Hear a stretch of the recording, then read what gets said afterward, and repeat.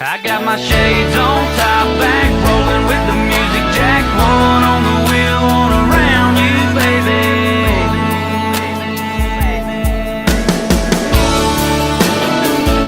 What's up, guys? So I haven't posted a ton of videos. It's been really hectic. There's some changes going on right now, which you'll see on the channel eventually. Positive changes, but it's just really slowed things down. So just a quick update. You know, the last we heard with the T-Bird, I was getting ready to rip the heads off of it, put new head gaskets on, put new intake manifold gaskets on. And I actually had a weird thing happen. So I had, you know, my T-Bird out, and I had a bunch of my neighbors and buddies show up. In the midst of that conversation, at first I was rather kind of bummed out, but then I was sitting there thinking some of my buddies had some logic. So if I'd rip the car apart right now, it could potentially be a real headache for me because of some of the changes I got coming up, which stay tuned. But basically, here's what ended up happening. I'll shoot some footage. So originally the video was going to be resources, rip apart the head gaskets and replace it. And now the video is going to change a little bit, so the format might seem weird in some of my conversation, but here's what basically happened. I used a patch kit. It's basically like an epoxy to try and just temporarily seal up that crack for the exhaust leak.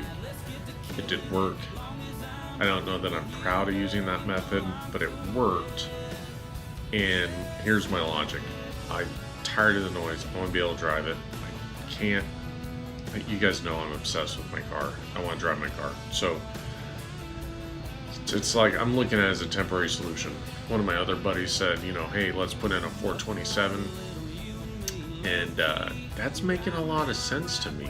That sounds pretty right on. So what I'd like to do, and this is my idea right now, is take my time, and if I can come across the right 427, this might be months down the road. If I can find the right 427, great. I'll put it in my garage on an engine stand and start tinkering with it till I get it right where I want it, and then I'll swap them out. Or save my pennies and buy some new heads, hypo heads, right, of course, and then some, like a nice hypo intake. Either way, I did decide I don't want to go through all the work to rip the heads off just to have the same gig. Seems boring and dull. I don't want some big fancy $100,000 car, not at all.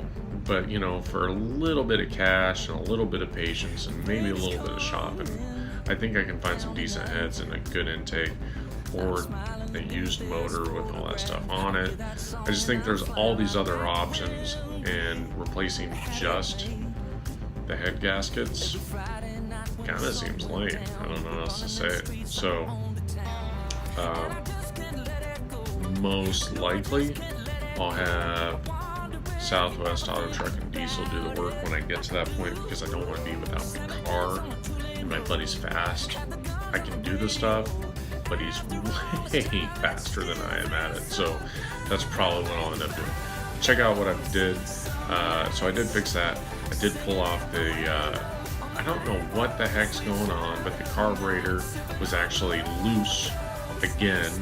So it had a vacuum leak. So again, it's like the never-ending, why does this stuff keep happening? I don't know if it's just because it's an old lady and it just keeps breaking down. So I did put lock washers, which I know aren't perfect because they could dig into the housing on the carburetor where it bolts down. But I put lock washers and retightened it up, and that seemed to make a big difference. I did replace the fuel filter I bought, the new glass one, which was nice.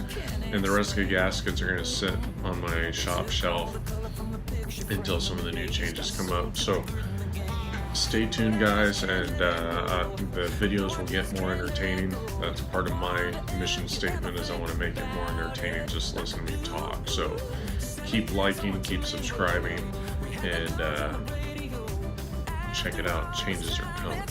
Yeah, so today, finally go for it, and it's time to rip this bird apart. So try a couple things first. So I did replace this fuel filter, which doesn't really reflect on anything necessarily, but it did have this going on. That's on the inside, so this is just waiting to cause me headaches, so that had to go. I removed the carb bolts. I did put lock washers.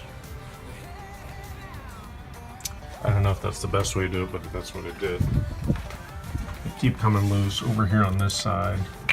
Right there it was leaking. And the bolts were slightly loose, but it was leaking right there on the intake. Apparently I need to tighten that up. We're going to try and set the timing. See if that solves some of the issues.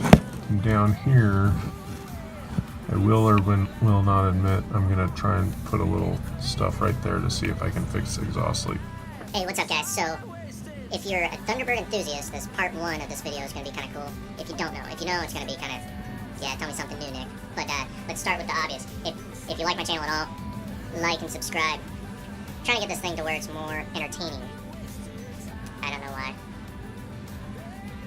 Yeah, it's got nothing. So, if you have any constructive criticism or something cool to say, put it down below.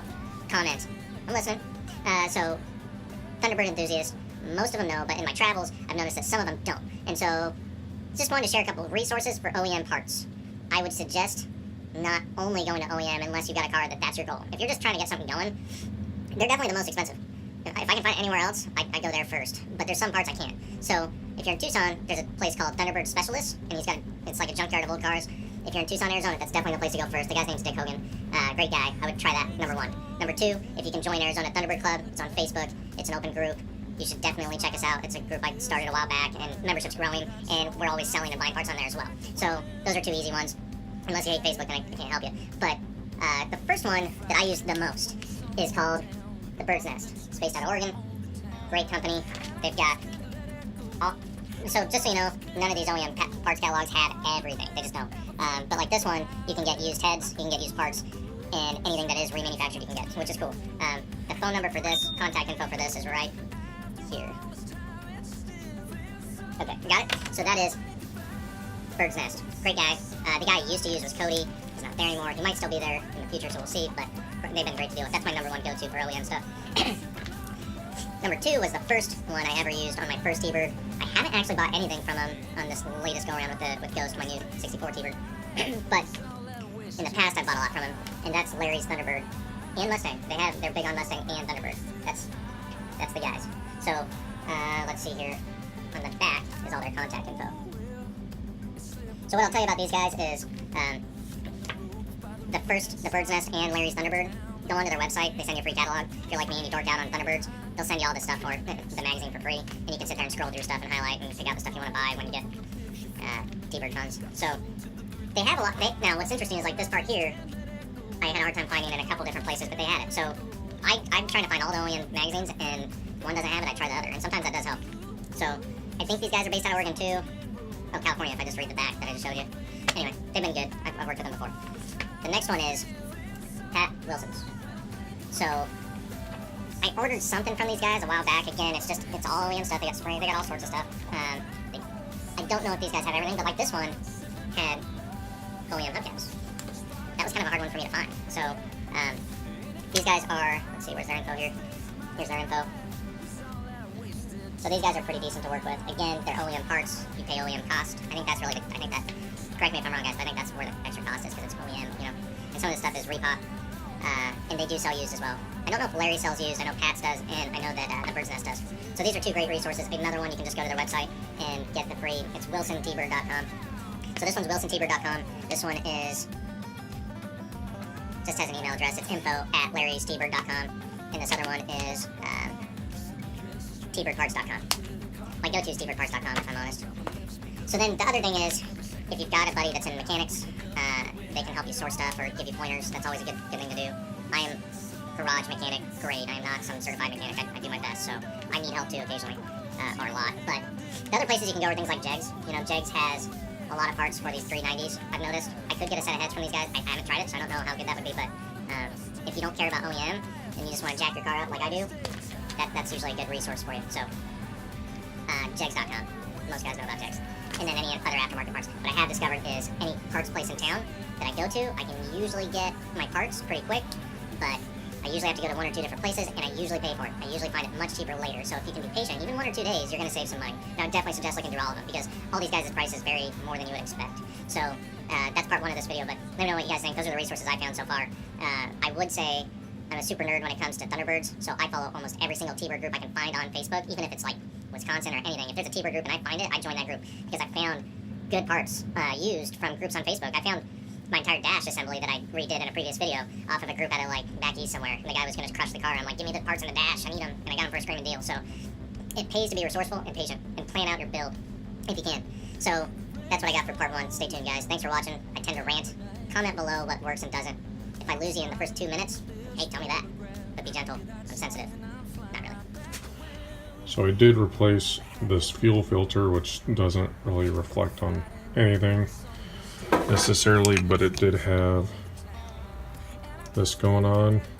That's on the inside, so this is just waiting to cause me headaches, so that had to go. I removed the car bolts. I did put lock washers. I don't know if that's the best way to do it, but that's what it did. Keep coming loose over here on this side. Right there, it was leaking. And the bolts were slightly loose, but it was leaking right there on the intake.